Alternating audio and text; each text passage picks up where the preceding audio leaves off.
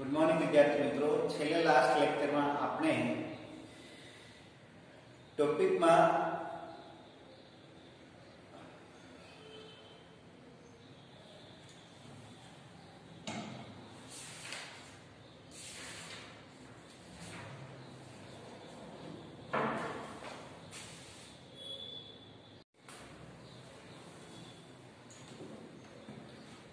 Good morning विद्यार्थी मित्रों, छेल्ले last आपने एलसी दोलक परिपथ અને આ એલસી दोलक પરિપથમાં જે કાંઈ दोलन દરમિયાન ઉત્પન્ન થતી ઊર્જા એ વિદ્યુત ચુંબકીય વિકિરણ સ્વરૂપે વ્યય પામે છે અને કોઈપણ સમયે ઊર્જાના સમીકરણ પણ આપણે જોયા અને એલસી दोलक પરિપથનો ઉપયોગ ફ્રીક્વન્સી જનરેટરમાં પણ થાય છે। तो विद्यार्थी मित्रों, आ चैप्टर में लास्ट टॉपिक आपणे जोईए तो ए छे ट्रांसफॉर्मर। ट्रांसफॉर्मर एटले शुं?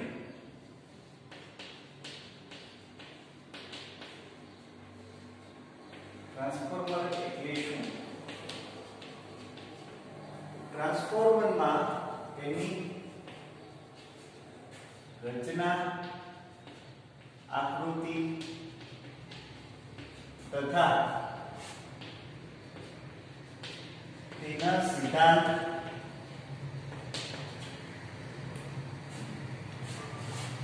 अने अगत्यना समीकरणों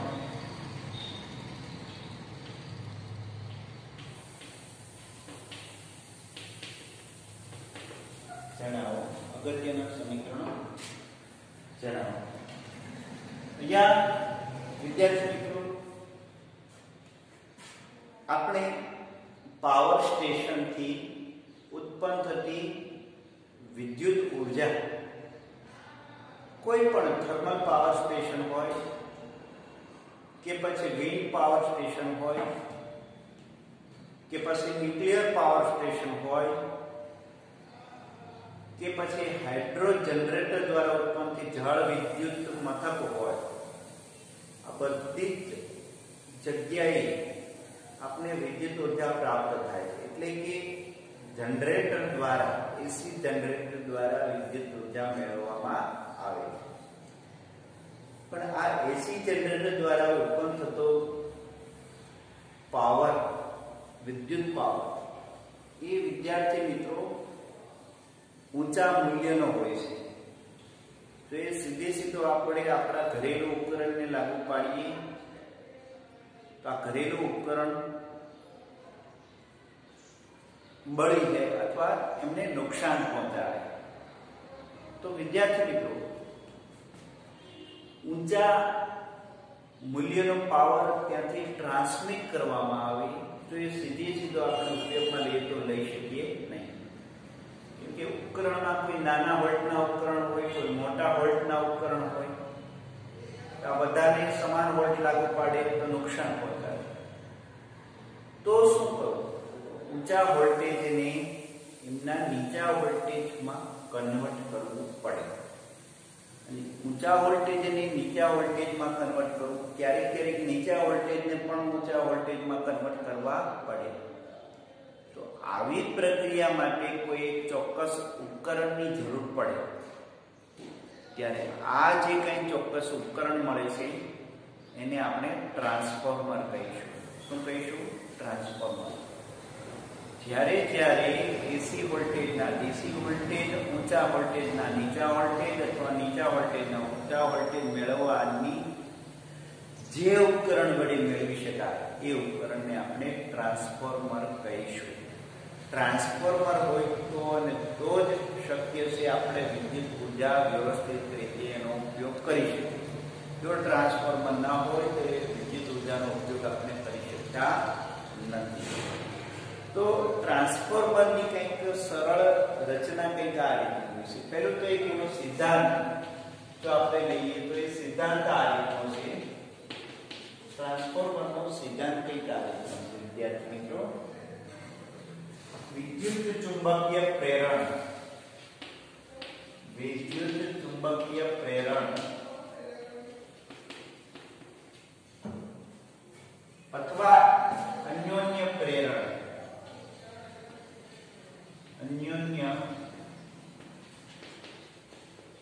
પ્રેરણ દ્વારા ઉત્પન્ન કરવામાં અન્યોન્ય પ્રેરણ દ્વારા અન્યોન્ય પ્રેરણના સિદ્ધાંત પર અન્યોન્ય પ્રેરણના સિદ્ધાંત પર કાર્ય કરે છે. અન્યોન્ય પ્રેરણના સિદ્ધાંત પર કાર્ય કરે છે ટ્રાન્સફોર્મર.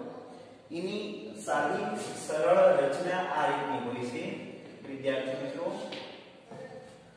કે લોખંડની નરમ લોખંડની આવી રીતની ફ્રેમ હોય, ચોરસ ફ્રેમ હોય છે, માત્ર ને માત્ર ફ્રેમ હોય, આવી રીતની નરમ લોખંડની ફ્રેમ.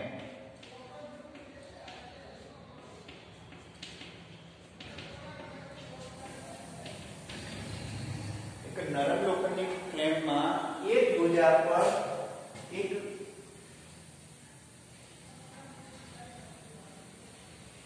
વાહક ભૂતળું તૈયાર કરવામાં આવે છે. આ વાહક ભૂતળાને ચોક્કસ વોલ્ટેજ લાગુ પાડવામાં આવે છે અને આને પ્રથમ ભૂતળું કહીએ અથવા પ્રાથમિક ભૂતળું કહીએ.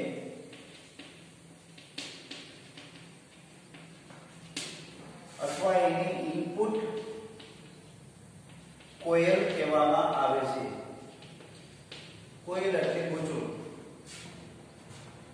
આવી રીતે નરમ લોખંડની એક ભુજા પર ચોક્કસ આટાનું એના આટાની સંખ્યાને એનપી કહેવામાં આવે છે. ચોક્કસ આટાનું એક વાહક ભૂતળું સોલેનોઇડ ટાઈપનું. વિદ્યાર્થી મિત્રો આ જે કે વાહક તાર છે કોપરનો હોય છે અને એ વાહક તાર ઇન્સ્યુલેટેડ હોય એટલે કે એમના ઉપર વાર્નિશ લગાવેલો હોય.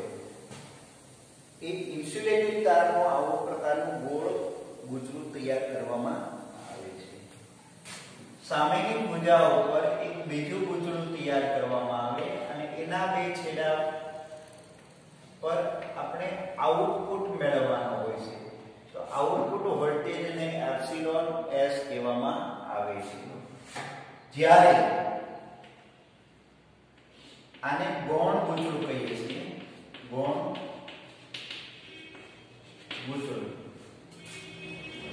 ગુજરું અથવા આઉટપુટ કોઇલ કહે છે. આઉટપુટ કોઇલ કહે છે. એમના આટાની સંખ્યા ns છે. ના આટાની સંખ્યા ns છે. આ લોખંડનો સળિયો એક નરમ લોખંડનો સળિયો છે કે વિદ્યાર્થી મિત્રો એની પરમિયાબિલિટી વધારે હોય એટલે કે ચુંબકીય ફ્લક્સમાં આમની સાથે સંકળાયેલા ચુંબકીય ફ્લક્સમાં વધારો કરે. એટલે નરમ લોખંડની ફ્રેમ આપણે ઉપયોગમાં લઈએ છીએ. એમની પરમિયાબિલિટી વધારે હોય છે, એના ફ્લક્સમાં વધારો થાય છે. હવે શું થાય છે તો કે અહીંયા અન્યોન્ય પ્રેરણની ઘટના થાય છે કે જ્યારે આમાં વોલ્ટેજ લાગુ પાડીએ ત્યારે આમાં વહેતો પ્રવાહ એને પ્રાથમિક પ્રવાહ IP કહીએ. એના કારણે ચુંબકીય ફ્લક્સ ઉત્પન્ન થાય, ચુંબકીય ક્ષેત્ર રેખાઓ ઉત્પન્ન થાય. એ ફ્રેમ મારફતે આ ચુંબકીય ક્ષેત્ર રેખાઓ આમની સાથે સંકળાય. એટલે આમની સાથે સંકળાયેલું ફ્લક્સ phi p, આમની સાથે સંકળાયેલું ફ્લક્સ phi s. તો આ ચુંબકીય ફ્લક્સ આમને આપણે AC વોલ્ટેજ લાગુ પાડીએ તો બદલાતો જતો ફ્લક્સ આમાં પણ મળે. સમય સાથે ગૌણ ગુંચળામાં ફ્લક્સ બદલાતો હોય તો આમાં પ્રેરિત EMF ઉત્પન્ન થાય. આ પ્રેરિત EMF કેટલા હોય તો કે ns d∅s/dt જેટલા હોય ફેરેડેના નિયમ અનુસાર. અને લાગુ પડેલા એને આપણે આ રીતે આપી શકીએ np d∅dt. આમાં બે EMF ઉત્પન્ન થશે અને અન્યોન્ય પ્રેરણની ઘટનાથી આમાં જે કંઈ EMF ઉત્પન્ન થાય એને પણ આત્મપ્રેરિત EMF જ કહીએ. આમાં આ આત્મપ્રેરિત ને આમાં અન્યોન્ય પ્રેરિત EMF ઉત્પન્ન થાય. આ આત્મપ્રેરિત EMF, આ અન્યોન્ય પ્રેરિત EMF કહીએ. તો વિદ્યાર્થી મિત્રો આવી કંઈક રચના આકૃતિ હોય છે. હવે આમાં મળતો પ્રવાહ એને આપણે IS કહીએ. પણ ટ્રાન્સફોર્મર બે પ્રકારના હોય. ઇનપુટ વોલ્ટેજ હોય એના કરતા આઉટપુટ વોલ્ટેજ ઓછા મળે. ઇનપુટ વોલ્ટેજ કરતા આઉટપુટ વોલ્ટેજ ઓછા મળે તો એવા પ્રકારના ટ્રાન્સફોર્મરને સ્ટેપ ડાઉન ટ્રાન્સફોર્મર કહે છે. સ્ટેપ ડાઉન ટ્રાન્સફોર્મર કહે છે. જ્યારે આઉટપુટ વોલ્ટેજ ઇનપુટ વોલ્ટેજ કરતા વધારે હોય ત્યારે એવા પ્રકારના ટ્રાન્સફોર્મરને સ્ટેપ અપ ટ્રાન્સફોર્મર કહેવામાં આવે છે. સ્ટેપ અપ ટ્રાન્સફોર્મર કહે છે. આ સ્ટેપ ડાઉન અને સ્ટેપ અપ ટ્રાન્સફોર્મર કહે છે. તો બે પ્રકારના છે. હવે સ્ટેપ ડાઉનમાં શું હોય છે? તો કે સ્ટેપ ડાઉનમાં એવું છે કે પ્રાઇમરી કોઇલના આટાની સંખ્યા વધારે હોય, સેકન્ડરી કોઇલના આટાની સંખ્યા ઓછી હોય, અને જે આટાની સંખ્યા ઓછી હોય એનો તાર જાડો હોય, આ તાર પતળો હોય. હવે બીજું એક વિદ્યાર્થી મિત્રો, આમાં જે કંઈ ફ્લક્સ ઉત્પન્ન થતો હોય એ બધું જ ફ્લક્સ જો આમની સાથે સંકળાય તો એ કંઈક અલગ પ્રકારની ડિઝાઇન જો આપણે આવી રીતે મેળવી શકીએ. કંઈક આ રીતે ડિઝાઇન મળશે.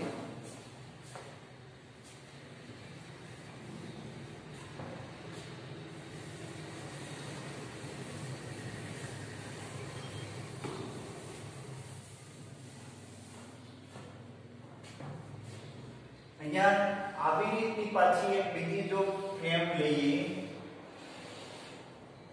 આ પણ એક પ્રકારની લોખંડની ફ્રેમ જ છે, પણ ઓલા કરતા થોડી ડિઝાઇનમાં અલગ છે.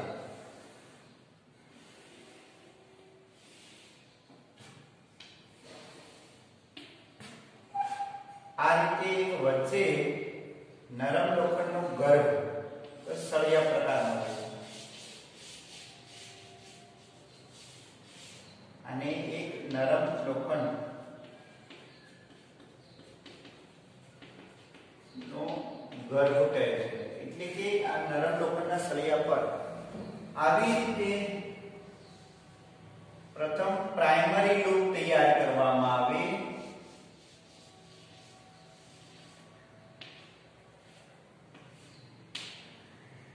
એપ્સિલોન P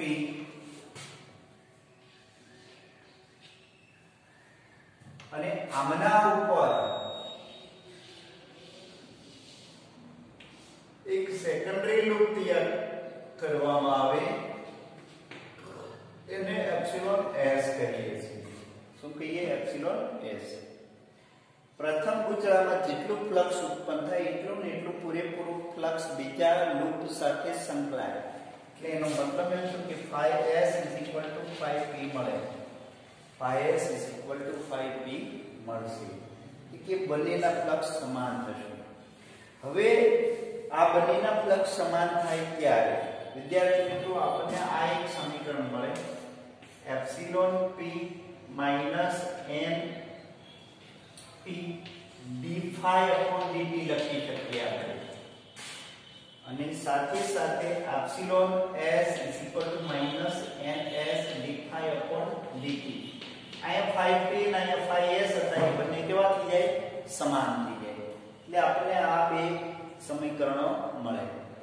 તો વિદ્યાર્થી મિત્રો અહીંયા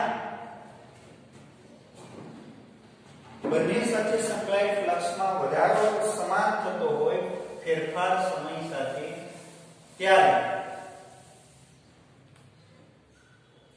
આને આપણે આવી રીતે લખીશું. Epsilon P upon epsilon S is equal to NP upon NS.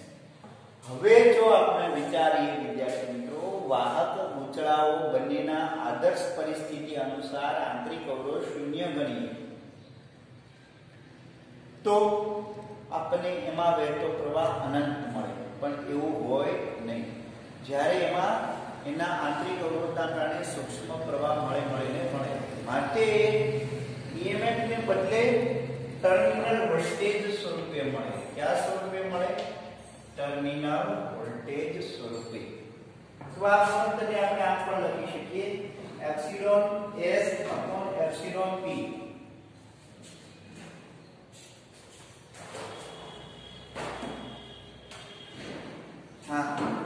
Epsilon S upon epsilon એટલા ને એટલા આપણે ટર્મિનલ વોલ્ટેજ પ્રાપ્ત થાય.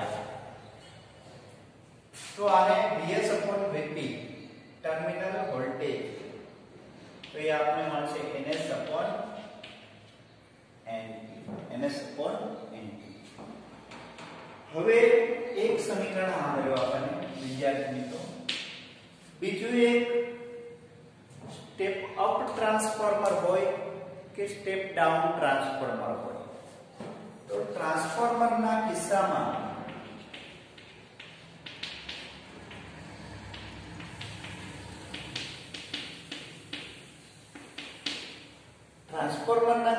હંમેશા આઉટપુટ પાવર અને ઇનપુટ પાવર સમાન હોય. એટલે કે input power is equal to output power. આદર્શ ટ્રાન્સફોર્મરમાં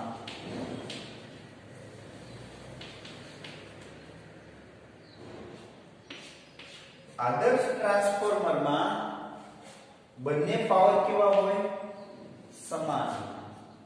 બાકીના કિસ્સામાં શું હોય કે આદર્શ ટ્રાન્સફોર્મર ન હોય તો ઇનપુટ ઉર્જા અને આઉટપુટ ઉર્જા સમાન મળે નહીં.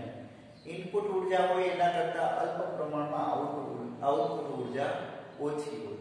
થોડીક ઉર્જા ટ્રાન્સફોર્મર ગરમ થઈ એમાં વેડફાઈ જાય, એ એના આંતરિક અવરોધના કારણે.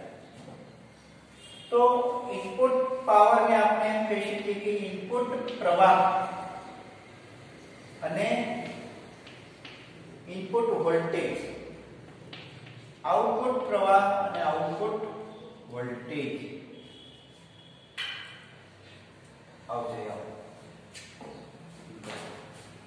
આઉટપુટ પ્રવાહ અને આઉટપુટ વોલ્ટેજ. ઇનપુટ પ્રવાહ નીચે.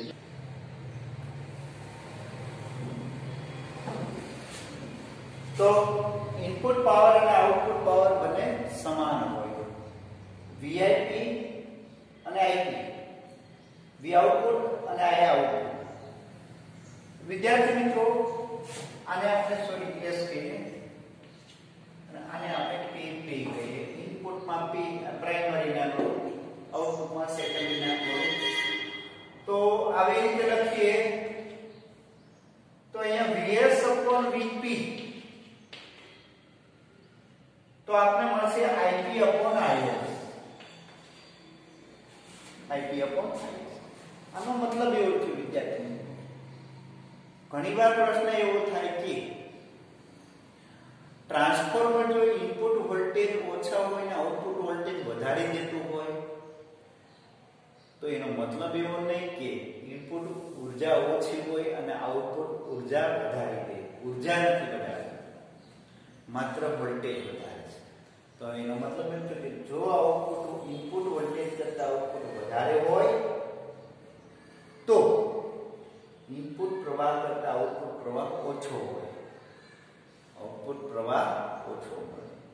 એટલે પ્રવાહ છે વોલ્ટેજના વ્યસ્ત પ્રમાણમાં, પણ બંનેનો ગુણાકાર કેવો હોય? અચળ.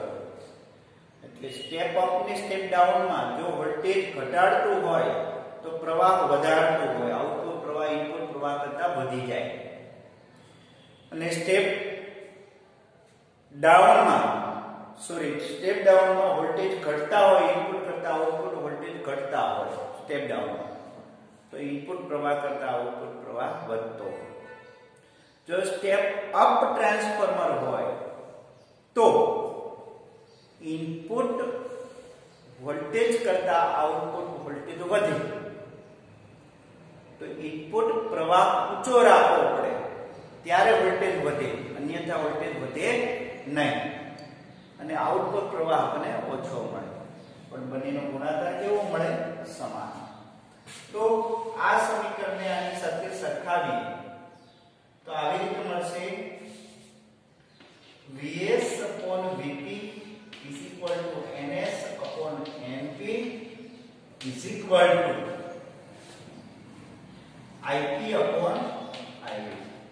આ જે કંઈ ગુણોત્તર મળે એને ટ્રાન્સફોર્મેશન ગુણોત્તર કહેવામાં આવે છે. ટ્રાન્સફોર્મેશન ગુણોત્તર. આના ઉપરથી ત્રણ પ્રકારનો છે વિદ્યાર્થી મિત્રો ટ્રાન્સફોર્મેશન ગુણોત્તર.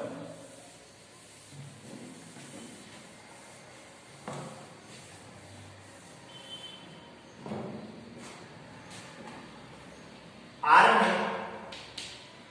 ટ્રાન્સફોર્મેશન ગુણોત્તર કહે છે.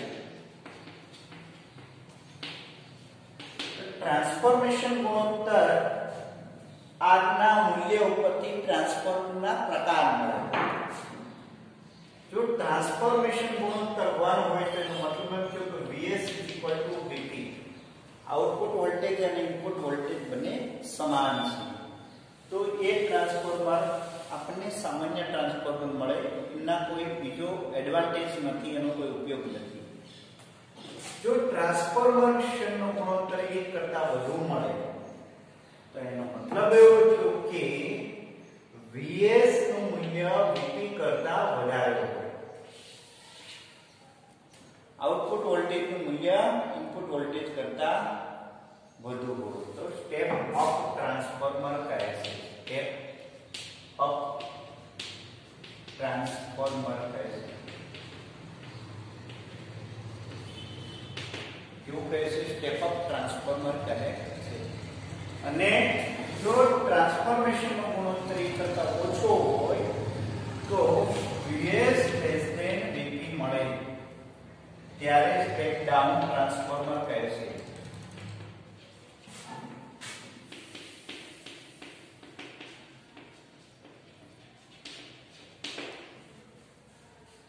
હવે આદર્શ ટ્રાન્સફોર્મર માટે વિદ્યાર્થી મિત્રો, આદર્શ ટ્રાન્સફોર્મર માટે શું થશે?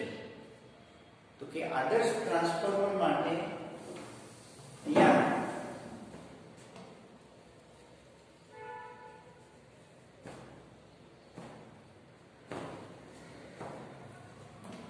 કઈ કઈ બાબત ધ્યાનમાં રાખવી જરૂરી? તો કે પહેલું છે ફ્લક્સ લિંકેજ ઘટાડવું. ફ્લક્સ લિંકેજ ઘટાડવો એટલે એનો મતલબ એવો થયો કે પ્રાઇમરી કોઇલમાં જે કંઈ ફ્લક્સ ઉત્પન્ન થાય એટલું ને એટલું ફ્લક્સ સેકન્ડરી કોઇલ સાથે સંકળાયેલું હોવું જોઈએ. તો આ માટે આપણે જોયું એ પ્રમાણે બીજી આકૃતિ પ્રમાણે એક પ્રાઇમરી લૂપ હોય એના ઉપર બીજી એક સેકન્ડરી લૂપ વ્યવસ્થિત રીતે ગોઠવવી જોઈએ, જેથી કરીને ફ્લક્સ લિંકેજ ઘટી જાય. એટલે એ આદર્શ ટ્રાન્સફોર્મર તરીકે લઈ શકીએ. 2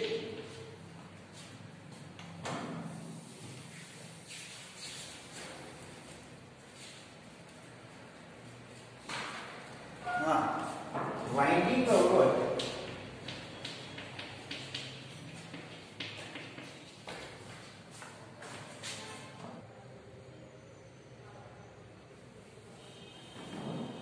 વાઇન્ડિંગ નો અવરોધ તો શક્ય ત્યાં સુધી વિદ્યાર્થી મિત્રો ઉપયોગમાં લેવામાં આવતા કોપરના તાર અને શુદ્ધ કોપરના તાર હોય તો વાઇન્ડિંગ નો અવરોધ ઓછો હોય તો I² R અનુસાર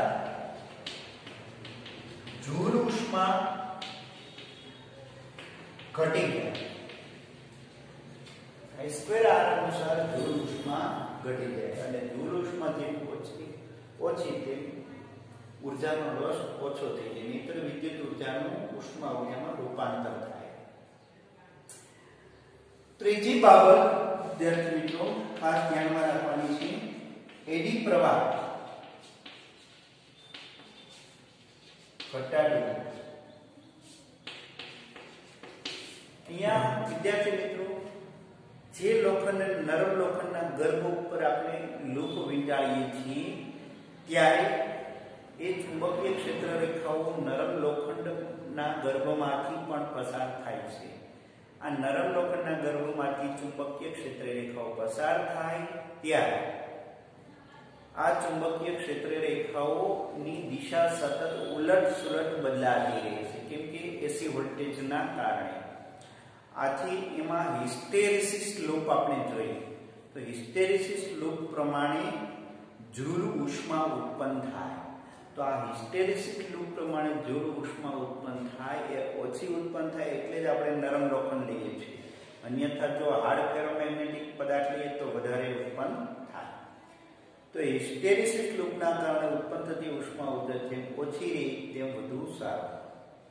આથી નરમ લોખંડનો જે ગર્ભ હોય એને નાના નાના વેફર ચિપ્સમાં કન્વર્ટ કરી ઇન્સ્યુલેટેડ કરી અને ફરી પાછો પ્રેસ કરી દેવામાં આવે છે.